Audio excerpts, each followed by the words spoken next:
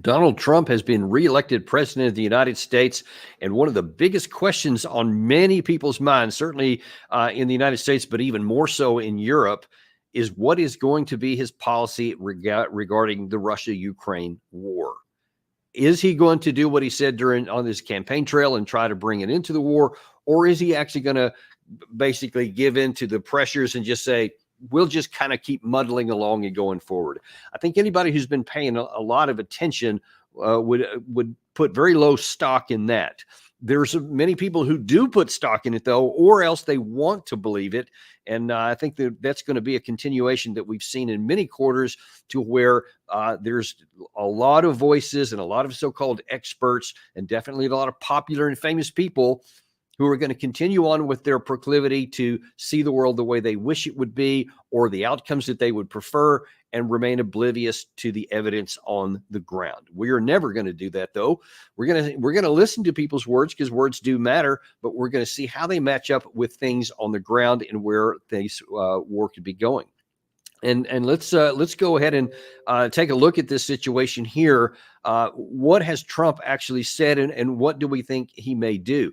The idea that Trump is going to either continue on with the Biden policy or even go further in on this, I think is just detached from reality. And it frankly puzzles me why people will want to put any kind of credibility into that, or any possibility into that somehow Trump is going to reverse everything he said and everything he's done in the past and suddenly go on a different path here.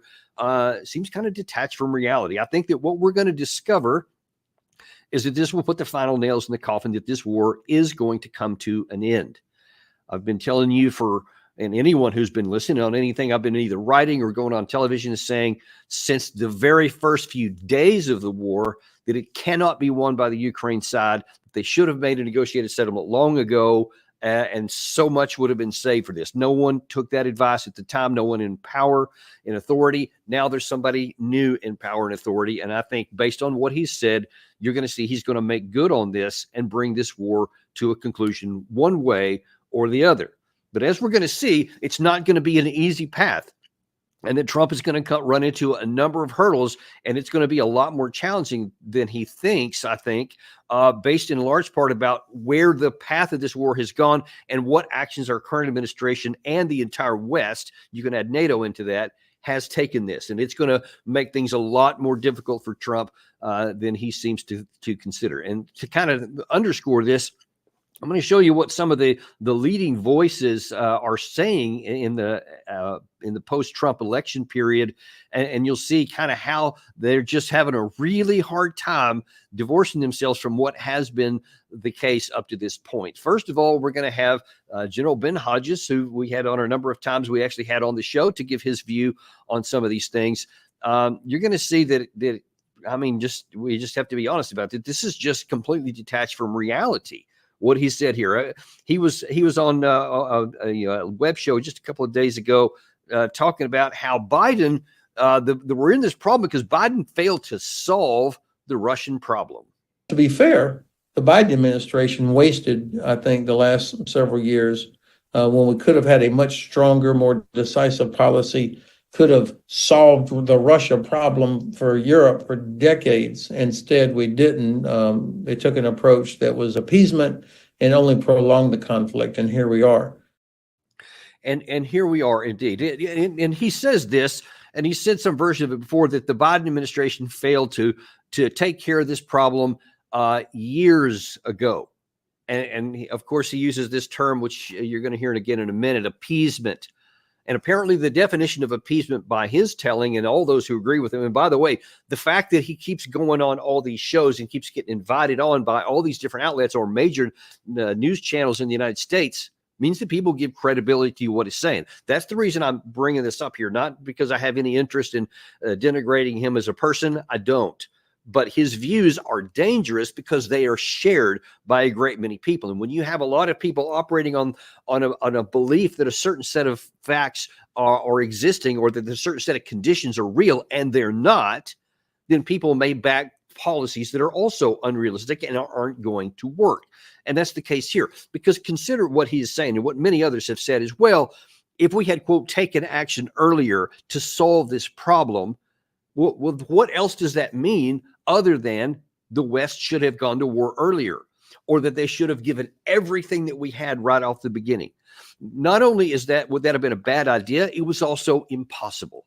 Because look, Russia entered this war with the belief that by storming a bunch of 4 or 5 different axes of approach, and and storming tanks and stuff into the country, that would have forced the Ukrainian government to capitulate, and there wouldn't have had to have been a war. That was a risky move. It was plausible, but it was also really risky, because if it didn't work, then you were screwed, because you didn't have the force or the infrastructure to continue to fight a sustained war. And that's exactly what happened. And that's why Russia had such a bad first year, because their gamble on how this thing would work out didn't work out, and they had no funded plan B. Okay, well, that's kind of where it was. That's where the West was as well. We didn't have a war industry. It took Russia a good year and a half to get their war industry, once they had recognized their mistake, and then now they started retooling everything. It took a good year and a half of a full-on wartime mobilization, which made sense because they were at war. But the West wasn't at war. They're helping, and they're giving stuff, some excess that we have in all these different categories, but we're not on a war footing. Well, now we had this massive infusion of things in the first 6 to 9 months, actually more like 9 to 12 months, huge infusion of stuff. But the excess, when it got burned down, and especially the existing armament capabilities and depots had been used up, we don't have the capacity to replace those to sustain a long war. And that's been one of the problems for the Ukraine side. It simply doesn't exist. And for someone like General Hodges to suggest, well, we should have done this earlier, means that we would have had to have a capacity that didn't exist. It doesn't exist now. We have increased capacity in a number of things, like 155 millimeter shells, I think 105 millimeter shells, and some other categories of things, interceptor missiles, et cetera. Those things have been increased. We've added capacity, but it's marginal. It to 20% more or something like that. Russia's like several 100% more on all these categories of things that they've been doing, because they had a full-on mobilization. You just can't seem to, he can't seem to understand how hard that is. You have to completely change your economy to a wartime economy, because you have to subordinate certain things to elevate other kinds of things to produce. And you have to have the factories. You have to have the trained workforce. You have to have the supply chain issue of all of the resources, all the things that go into making a shell, et cetera. And that takes time. It didn't exist in the beginning of the phases of the war. We didn't have the capacity. We couldn't have done it. And why should we have? We're not at war with Russia. Ukraine is. That was the case then. That's the case now. But these people seem to think, no, we should have done that earlier. We should have gone to war with Russia. And I just can't understand why he would make these claims when he's supposed to, as a former 3-star general commander of all U.S. forces in Europe, no one should be more acutely aware of how national power works and how the economies have to function in order to support a large-scale theater-level war. But somehow he continues on. Didn't stop there, unfortunately. Now he has some fantasies about what can happen next. Perhaps European leaders that will be able to put enough influence on Trump to explain that it's in America's interest, that America not turn their back on Ukraine. It's in America's economic interest. And then also, of course, enough European countries will increase their own defense spending and investment and other things that might be appealing to Donald Trump. But European countries should not do that to appease Donald Trump. They should be doing that for their own people. So now it's Donald Trump who's being appeased. And listen, the idea, which is kind of contradictory to what he said in the first part of that very same clip, that he's saying he hopes that all the European guys and all their leaders can say something to Trump to make him realize that it's actually in his interest to do what Ben Hodges wants to do, and that what the current administration kind of tried to do as well. And that just, I mean, you have to be like not even on the same planet, or having not paid any attention to anything in, since say 2015 in the United States. To think that Donald Trump is going to be swayed by Western leaders to change his mind on something fundamental to what he believes is just, as bizarre as anything can be, even stranger than some of his other comments, frankly. Because if anyone thinks that Trump, who made his mark in his first administration by compelling the NATO alliance to change its policies, to start spending more on their national security, et cetera. I mean, the percent of GDP went up under him. He was constantly talking about whether I would, if I were the president, whether I would come to the rescue and listen to an Article 5 if they're not going to spend their fair share, et cetera, all this. I mean, he has them all eaten out of his hand then. And why does anyone think that that's going to change and reverse now to where suddenly Trump is going to listen to them and go, oh, okay, sure, whatever you say. I mean, that's just as crazy as it can be. But it's also completely detached. And I think that he lives in Germany, if I'm not mistaken, or spends a lot of time there. It's also like, are you paying attention to what's happening in Europe? Because many of the Western leaders, even those who have, other than maybe the UK and possibly France, who have been saying we want to, keep doing more of these other things, the majority of the European Union folks, and you can certainly add the Germany into this. Italy is in this camp. They've been kind of backing off already. They've been kind of tepid. Then you've got the full-on like Hungary, Slovakia, Turkey, who are outright saying, "Hey, we need to end this thing. We're not going to give any more of our stuff for this war." So there's already been fracturing of the European resolve because they see on the ground. They see what's been happening, and they see that this can't be won. They know what we tell you here, Daniel Davis Deep Dive, almost every time we talk about this topic, that militarily the war cannot be won by the Ukraine side now or ever. The capacity simply doesn't exist, and the capacity on the Russian side to this day continues to grow, and the imbalance continues to fall in Russia's favor irreversibly and irrevocably. It's never going to change. They see that. And so they're also faced with, why do I want to send a lot of money and equipment and draw down my own military capacity and diminish my own ability to defend my country for something that can't succeed? So they're already looking to get through with that. Now, of course, Viktor Orban is the biggest advocate of this, and I think that his influence is now only going to grow because Trump got elected. And here's what he said just a couple of days ago. I see a shining victory, perhaps the biggest comeback in the history of Western politics. It's been a huge fight. He was threatened with prison. His wealth was confiscated. They wanted to kill him. The whole media world turned against him in America, and he still won. This means a big encouragement for those who believe in willpower, fighting, perseverance.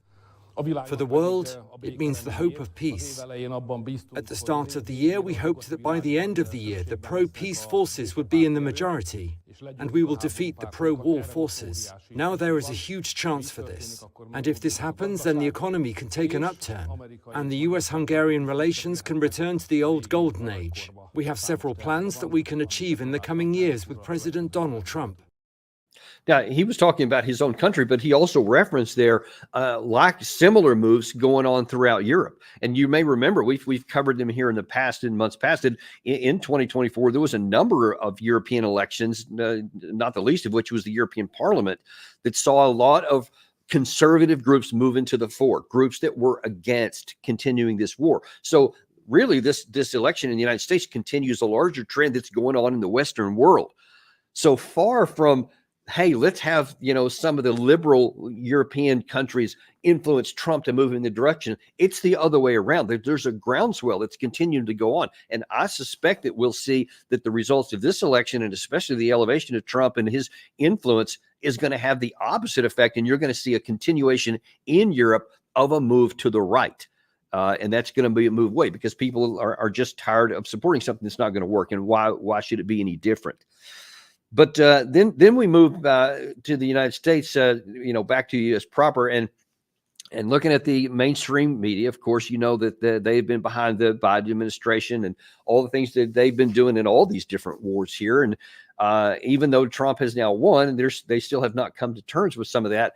And in particular, specifically regarding Trump's decision to end this war, that means he's going to have some kind of negotiation with Vladimir Putin, of course. Well, we had Bob Woodward, I think it was earlier today, or it may have been yesterday, on CNN, was asked about this situation. And he says basically, well, you know what? Putin is kind of like this secret ninja, and he has like this almost voodoo magic over Trump. Check this out. I talked a couple of months ago to the Dan Coates, the former director of national intelligence under Trump, and I said, what's going on in this relationship between Trump and Putin? And Dan Coates said, it's so close, it seems like it might be blackmail. CIA Director Bill Burns said, Putin manipulates. He's professionally trained to do that. Putin's got a plan just to be, to do this exactly when Trump, and it's what he did when Trump was in office previously, and he's planning it again. He's planning it again. So, man, Trump is just being played in his view that Trump is that Putin is like this highly trained KGB ninja, and he can secretly look at him and make all these googly eyes or something. And Trump's going to, I don't know, maybe he thinks he's going to fall into his sway and he's going to do what he wants.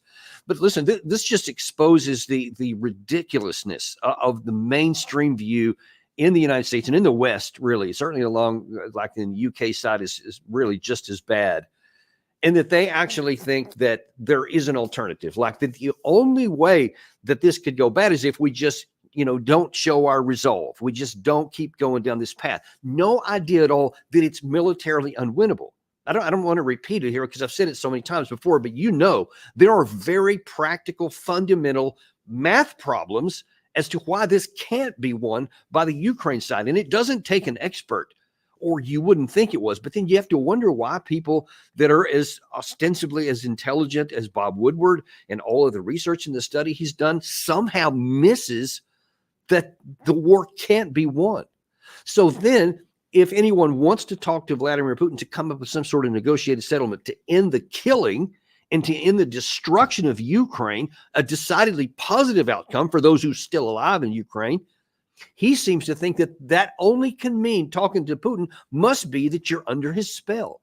It seems to be totally lost on him and all those who agree with his viewpoint that it actually is rational and logical to talk to the one guy on the other side that has the power to stop the killing. Now, of course, we could take action by just stopping to support Ukraine, but I don't think that would be a good or wise or even moral thing to do, because you're just leaving them out in the lurch, and then they're going to die in even larger numbers. And I doubt Trump will even contemplate something like that. So then what does make sense is that you want to protect the Ukraine side as much as possible, and you want to have a settlement that can preserve as much as possible in freedom and ability to be prospering into the future, et cetera, or at least recovering from the damage. So that's what I think that Trump is going to end up doing. But we just have to somehow break through this malaise that's been over the Western way of thinking about, what they want to happen versus what is playing out so vividly and painfully before their very eyes. Now, the new NATO Secretary General, Mark Rutte, seems to be playing the same playbook that he inherited from Jens Stoltenberg, who frankly was disastrous in his decision, in his leadership, and has harmed the alliance and for sure has harmed the Ukraine side. I think the history is going to be very, very harsh on his leadership in terms of what actually manifests and where this ends up. But Rutte actually, interesting, he had a press conference in Europe where he's talking about, and he was asked about President Trump's election victory. And at first he was saying all kinds of positive things. We welcome it. It's wonderful. It's beautiful. And then in part of the question and answer part, he was asked specifically about the Russia war and what Trump might do about it. And he kind of played again and repeated the same old trope about how we just can't lose this war. If Russia would be successful in Ukraine, you would have an emboldened Russia at our border, having gained landmass, having gained a huge defense force of Ukraine, but also the ingenuity of the Ukrainian people. So that will be a threat not only to Europe, European part of NATO, but also to the United States. And that's why collectively we have to work not only the threat of Russia, but also the fact that these four countries work together, and that now very soon we will see that also the US itself is under threat. And these four other countries he was referring to is the closeness between Russia, China, North Korea, and Iran. And he's saying that if we allow Russia to win there, then the threat to the United States itself is going to come at risk. And the reason I put that in there is because that's another great illustration of just how twisted the thinking is at the top. And a lot of these guys are doing it. I don't give anyone nefarious intent. They think they're doing the right thing. But the problem is because they're unwilling to open their eyes and look at how all these things happen and look at the context within which it developed and continues to exist, they're missing out that the reason why Russia, China, North Korea, and Iran are moving more and more into concentric circles of tightening anti-Western viewpoints, and in the Russian case, outright military alliances between, in various forms between Iran and North Korea, also with Russia, is because of our actions. And how odd is it? And why can you not see something so obvious? If you support any major, the opponents of any major country, and you say, okay, Russia, you're fighting your neighbor here. So we're going to support this neighbor and we're going to give them millions of artillery shells, tens of thousands of rockets of various different kinds, probably hundreds of thousands.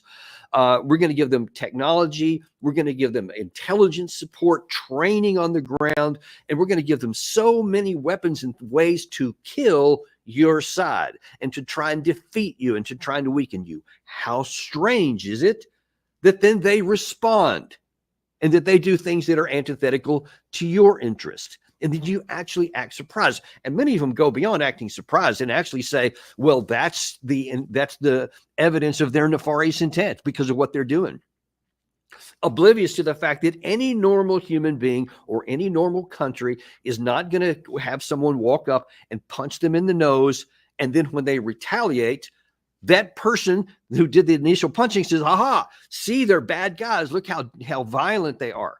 Well, of course, you can't literally and physically help one side kill another and openly, and then be surprised when they take counteraction. It only makes sense. And of course, I could paint a similar picture with Iran or with North Korea or with China. China's helping in different ways, but they're definitely helping. And they're also working together, not just on the military field, but in the economic field, which is just a different sphere, really, of the political issue of what warfare is all about. It's just a different front, and they're fighting it in different ways because they see themselves under attack. That's why BRICS is developing the way it is, and why they're trying to find alternative payment systems to undercut one of our biggest tools is the sanctions. We love to sanction people. We don't even know what good it does. It's just a punitive tool, and they're getting tired of that too. So you see this, until we break this mentality that says we see the world as the one we want to see, the one we would like to have, and we don't care about how anybody else in the world views it. We don't care about what our actions have counteractions and consequences. We just don't want it. And you just keep on going blithely forward, thinking that I want a good outcome for my side, and I want all these other countries to lose, and I don't want them to do anything back to me, and double standards that I don't care about. I'll set a standard for me and a separate one for you, and you better be okay with it. I mean, that may work for a while. It worked in 1990. We had the power to do it, and no one else had the power to counter it. And so we got into this habit that we could continue to do it forever, and it's not 1990 anymore. And unfortunately, even some of the bigger names and bigger influencing people like Fareed Zakaria is also trapped into this, because he was on CNN and again asking the same question about the Trump coming in and what's he going to do now with Ukraine, watch how he's talking about it, not just in the terms of how the war itself goes on, but in the bigger picture of the free world. Does Trump view this as being a kind of broker between two equal parties of equal value, and he's just trying to cut a deal? He's sort of the real estate broker trying to make it happen. Or does he see himself on the side of the free world, on the side of the rule-based international order, trying to make sure that Russia's complete and flagrant violation of those rules, its naked aggression, is not rewarded? Now, that doesn't mean that Russia will not be able to hold on to some of the territory it has. There's a reality there that you can't get around. But perhaps it then means that you have to provide Ukraine with security guarantees. Yeah, this whole rules-based order thing. And again, he repeats one of the same mantras that has been from the very beginning, this unprovoked aggression by the Russian side. Like, there's no reason. Vladimir Putin woke up one morning and just said, you know what? I'd like to have that stuff back. Let's go to war with Ukraine. That's how they portray it. This unprovoked, no reason for this aggression. And we can't allow that. The rules-based order. Okay. Rules-based order. Let's look at that for a second here, because that's really important. He didn't say international law. He said a rules-based order, a Western-imposed rules-based order.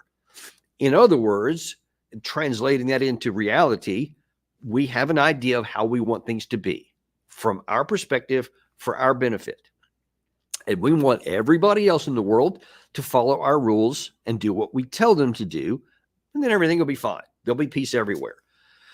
Everything's existed since the end of the World War II, and especially since the end of the Cold War, where the Western world literally and absolutely did dominate economically, culturally, and certainly militarily the rest of the world put together.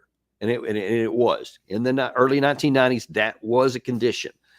Now, I'll argue that we had this golden opportunity at that time to bring up all these other countries and to reach out a hand and say, we're gonna building off the rubble of the loss of the destruction of the USSR, the Warsaw Pact, and all that, to create this new environment to where everybody gets to win, and then where nobody's security comes at the expense of anyone else's security, which we said in words and definitely violated in deeds. But we had this chance then that we could have had a situation.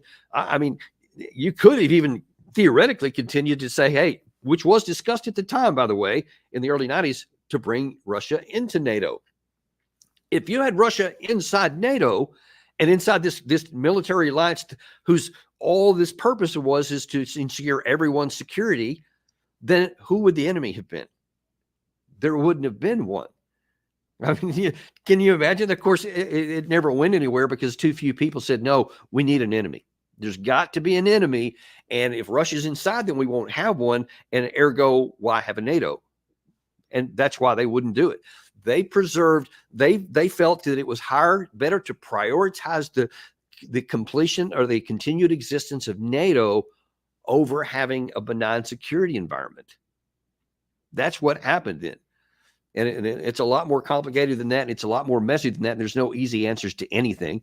There never is in international relations. But we've just forfeited any chance of that because we wanted to remain dominant and strong. And we wanted to keep Russia down. And we wanted to keep everybody else subservient. But the problem is the year 1990 didn't stay there. And it continued to advance through time. And over time, over these decades, you had Russia recover and then gain its strength. You have China continuing to change its ways. And now economically, militarily, and culturally, and every other way, they are a growing regional and in some ways even global force. And they're going to continue moving in that direction. At least that's their stated desire.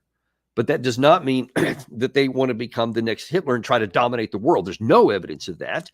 There's evidence, in fact, to the contrary, that they actually want to have significant influence in their region of the world and that they want to do business with everybody, i.e. the Belt and Road Initiative. They're not building an army to conquer everybody. When was the last time you heard China invade any country? And when was the last time you heard the United States invade any country? You don't have to go very far down those lists to see that the one for the U.S. is huge and the one for China doesn't exist. They haven't gone to war with anyone in decades, as far as I can recall. They had a few border disputes here and there, which were short, sharp clashes that and then end up going nowhere. So they are not, the Chinese are not this warlike force that wants to go conquering people. And even though people do ascribe that to the Russian side, they have used force around their periphery, all in the same context that they want to have security on their border with the West. And since we've kept NATO and we've made sure to continue saying that Russia's the enemy, then they're going to continue to play in that role. And until we are willing to finally change our mentality somewhere and realize that there's a better way to live with the world, then this is going to continue on. And even once this war is finished, there's going to continue to be some serious friction in there. And frankly, I don't see that going away anytime soon.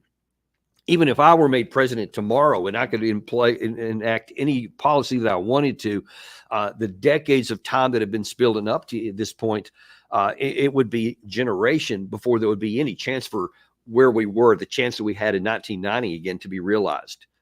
So that's kind of off the table right now, but there are some things we can definitely do to stop making things worse.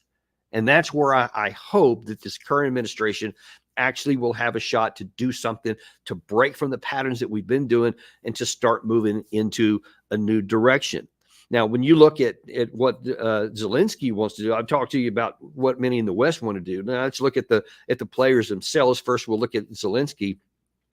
His reaction to Trump coming into the White House has been to, again, just continue in this path that says, here's the relationship that I want to exist and that I want Trump to do. He apparently is trying to do what was recommended a while ago and that Hodges suggested, and to try to influence Trump to kind of change his mind and to do what he wants to do. Here's how he put this. I think it was either today or may have been yesterday, where he says he basically wants not President Trump, but President Ronald Reagan. Взагалі для нас в Україні, в усій Європі надзвичайно важливо було увесь час чути слова тоді ще 45-го президента Сполучених Штатів про мир завдяки силі. Peace through strength. І коли це буде принципом політики 47-го президента Сполучених Штатів, Америка і увесь світ від цього точно виграють.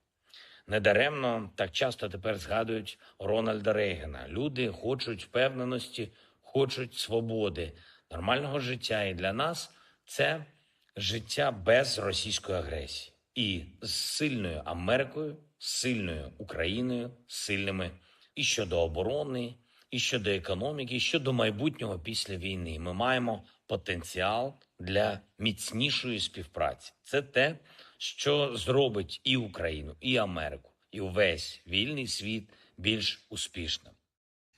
Well, I mean, what does he mean when he says he wants a peace through strength?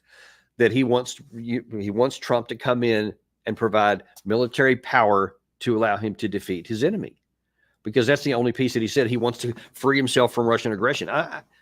Does he ever listen to Trump? Does anyone listen to what Trump has said? Now, Trump says a lot of outlandish things, and he goes hyperbole all the time. But when you look at what he actually says, and then you look at what he has actually done when he's had the power, then you have to come to a different conclusion that here's what he's going to actually do. And when you're talking specifically about the Russia-Ukraine war, here is what the president, then candidate Trump said to Zelensky just a couple months ago. So we have a very good relationship. And I also have a very good relationship, as you know, with President Putin. And I think if we win, I think we're going to get it resolved very quickly. I really think we're going to get it resolved. I hope we have more good relations. We're going to have, I see. Yeah, but it takes two to tango, and. So he is unambiguous that he wants to get this war off the table. We've shown you a recent clip from 2019 where Trump said that, he wanted he wanted Zelensky and Trump. He wanted Zelensky and Putin to get their issues resolved before there ever was a war. So in 2019, he said, let's get this off the table. I want y'all to talk together to get this done. In 2023, Trump also emphatically said when he in his campaign that he said, I will end this war. If I come into office, the war will be over in a day. That's the hyperbole part. But clearly, all of his actions, to include just less than 2 months ago, and that clip I just showed you, he's still saying we're going to get this negotiated. So now, why would anyone expect that once he's going to come into office that he's going to do something different than he said he was going to do? Now, earlier this morning, I talked with a senior advisor on the Trump administration, or still the transition team, but one of his senior foreign policy advisors, and I asked him, where is Trump on this right now, and what is he actually going to do once he gets into office? And they told me that that the first thing is he wants to do is he wants to get the fighting stopped. That is his number one priority, is to stop. He said he may even get on a plane and go to Kiev to talk to Zelensky there and say, all right, what do we need to do to get the fighting stopped? Because he said, first of all, you have to get the killing to be stopped so that people stop dying. Then that's going to create space to have a negotiation. Because he said, look, right now, in Trump's view, certainly which we agree with, the war is unwinnable. So he said, what sense does it make to continue trying to fight a war that can't be won? He said, it wouldn't matter how much treasure or bombs or missiles, anything else we gave to them, they're not going to win. So it doesn't make any sense to continue to do so. He's looking for more like an immediate ceasefire and then some kind of Korea-style frozen conflict where they'll have negotiations, which even if it lasted years, he would be okay with that, to find some kind of a negotiated settlement that would end the fighting, that would preserve Ukraine as a viable and free political entity, that would give them still a chance to continue to engage economically and culturally with Europe, possibly to join the EU, etc. Not join NATO. It's not going to include that.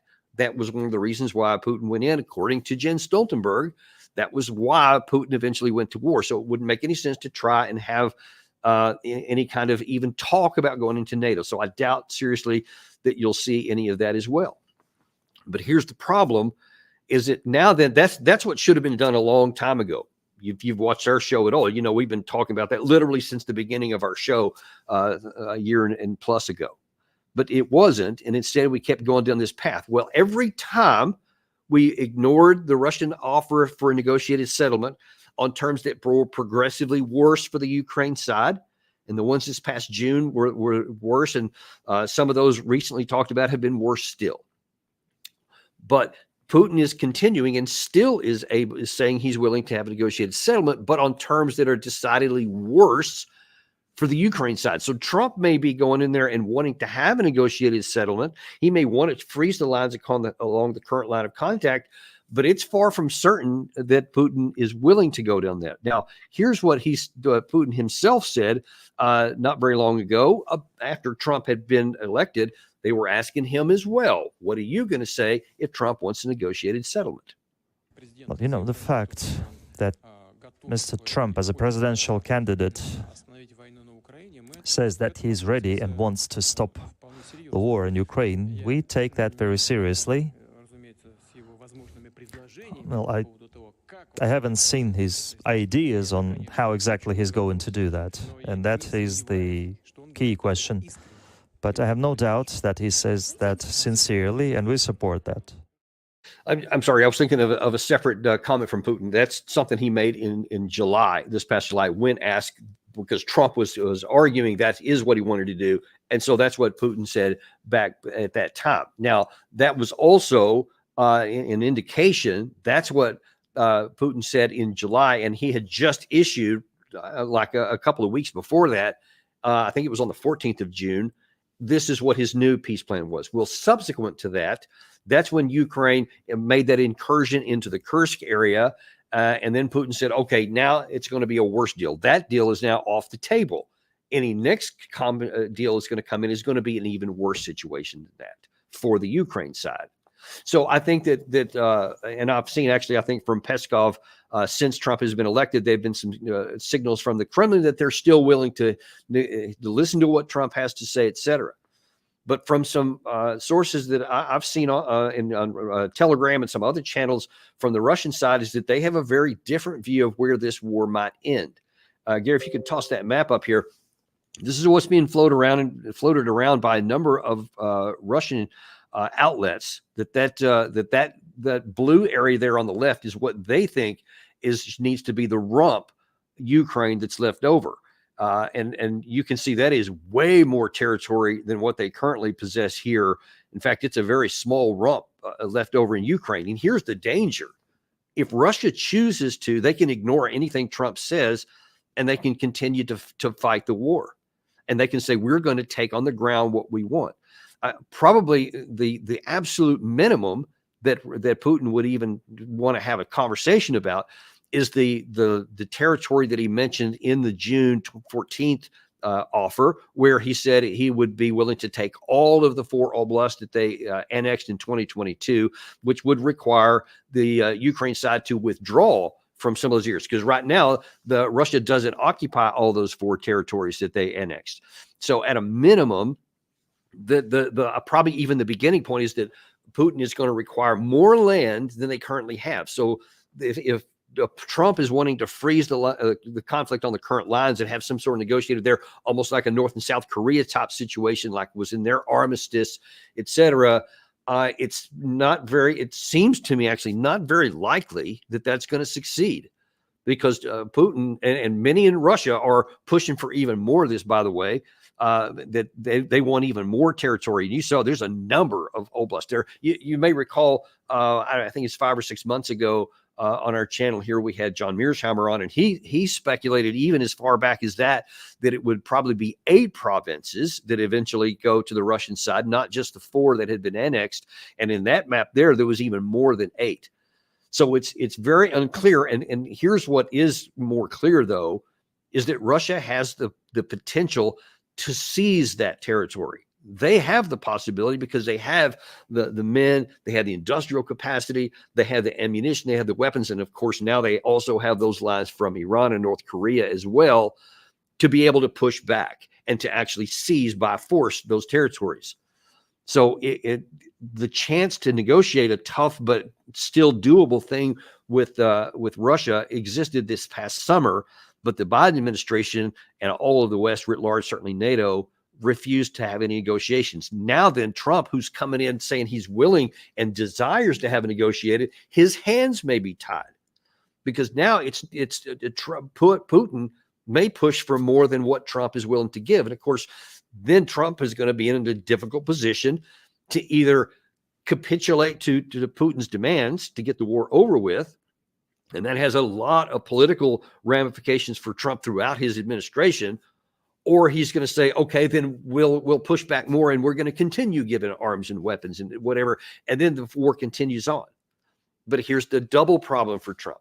That's not going to work either. Unless the NATO countries get into the war and go to war against Russia with ground troops and air power and naval power, then Trump still won't be able to stop Putin, because ultimately, as I keep saying over and over and begging people to recognize the reality, it's ultimately about men, not machines, not money, not ammunition, not bombs, interceptor missiles, any of that kind of stuff. Ukraine doesn't have the men. They don't have the trained men. They don't have enough of any category in capacity of them, and Russia does. Russia still has, by some accounts, 300 to 1,000 troops that are in and around the battle area that haven't even gone into action yet. So they have a huge strategic reserves on top of the 500 to 600,000 that are actively engaged along the entire line of contact, going from Kursk all the way back around down to the Zaporizhia area. So they have the capacity, and Trump is going to be in a really hard position. Originally, I was hopeful that he could win and go in and make a negotiated settlement and get this over with. But now, when you look at the facts, he's going to have a hard time with this, because he's going to be put in a very, very difficult position. And you know that his opponents will jump all over. If he comes up with any kind of negotiated settlement, it's automatic. It's guaranteed that he's going to come under accusations from the other side of appeasement. I mean, you've heard him already, that people are saying anything, that even talking to Putin, like Woodward showed earlier, must be because he's come under the sway of that. He'll be accused of doing that under any circumstances. But if it's under like anything in that map there, where the red area into Ukraine, then Trump will be faced with having to worry about that damage, losing that political capital that he will need to get his domestic issues done. And then he'll be faced with, okay, well, I know this is not going to work, but I'm going to have to continue to resist anyway and continue to give ammunition and stuff just to save my political capital, do what I want here. And all that's going to do is get more Ukrainians killed.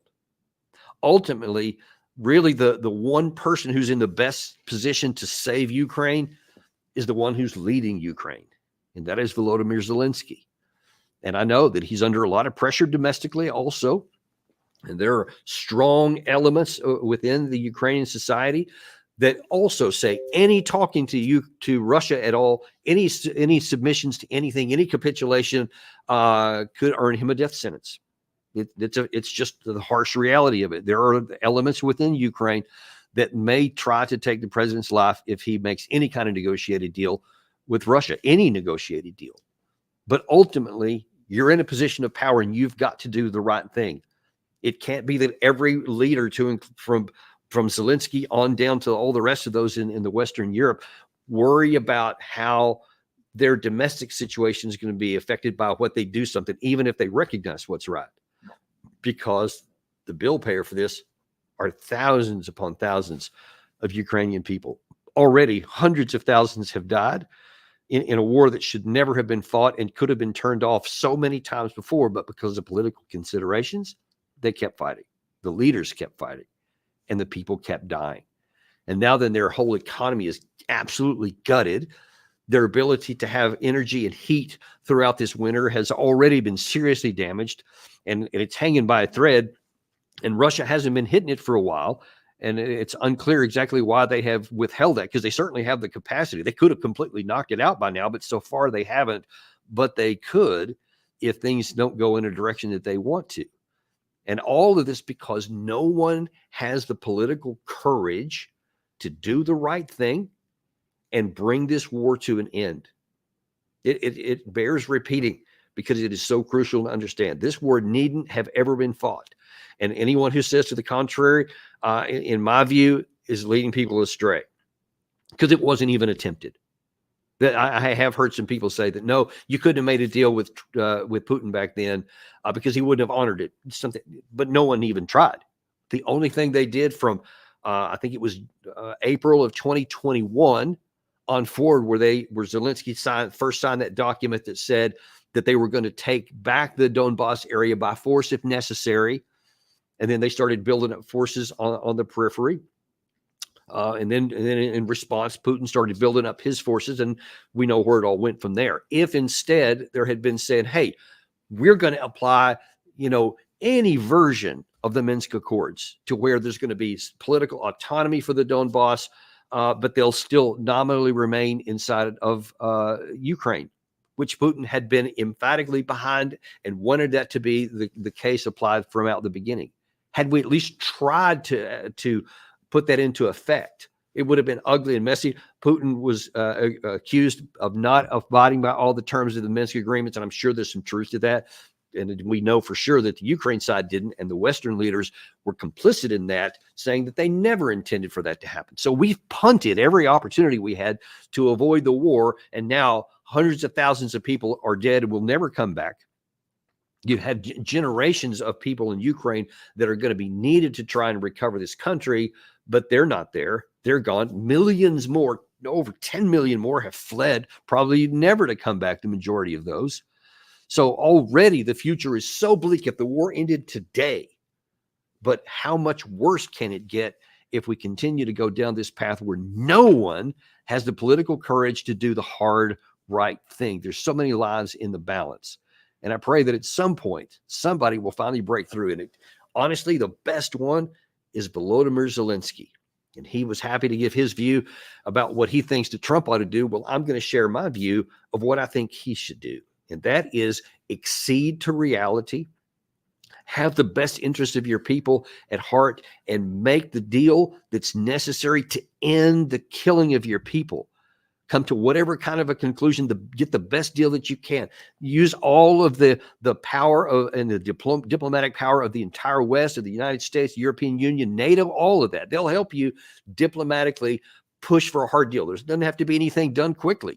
Let this take time, and the negotiations are tough.